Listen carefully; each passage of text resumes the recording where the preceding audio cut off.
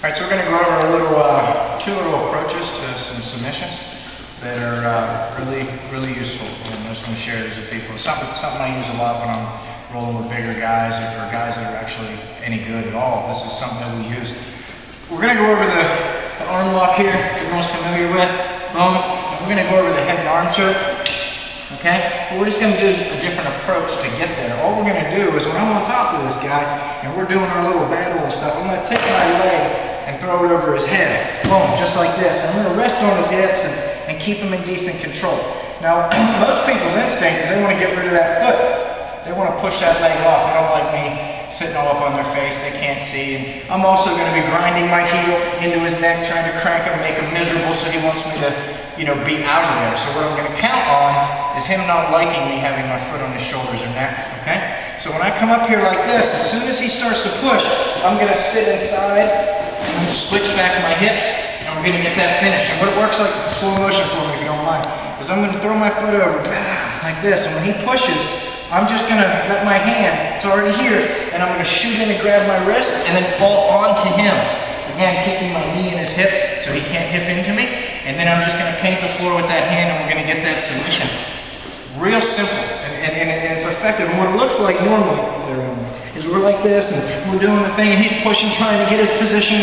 I'm trying to maintain his hips, and I'm going to throw my foot over, and when I do, boom, I'm going to take that smash. I'm going to hurt you. I'm going to take that smash like that, come back over this way. Now, same exact approach, but this time we're going to use it for the head and arm. So when I throw my foot over and he starts to push, look what happens to his arm, guys. See his arm? And he's pushing. Especially if I'm in deep, and he's going to push his arm and his arm's going to come up, okay? So what we're saying is, if I'm in a particular scarf position or side, if I'm underneath him at all, like this, and I come up here like this, okay? And then I throw my foot over. As soon as he pushes that out of the way, I'm going to drop my head in, okay? As soon as I drop my head, I'm going to hop over. I'm going to lay down and drive forward, or we can get that tap, okay? One more time.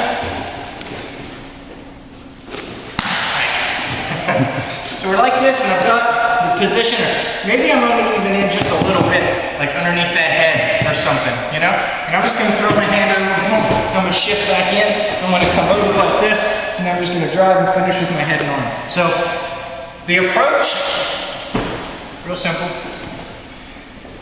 We're in our scarf position. Sometimes you're tight underneath here. Some guys will get rid of that shoulder, and he ain't letting me have it. That's a good time to throw that over. And when he does, and he pushes it, we switch again. So you've got tons of good opportunities. And another little submission that I've used that I just really like, personally. Throw my foot over, he pushes, and when he does, I catch that arm right here with my chest. And I'm going to trap my, kind of like a snake choke, but not. And I'm not to get tight, I'm just going to grip right here, put my feet on the ground. I'm going to drive his bicep into his throat and keep tight to the ground. Just like this, okay? We call this a straight jacket choke. So, thanks for coming. Wanted to share. Enjoy. Try it with your friends. Don't do this at home. All that stuff.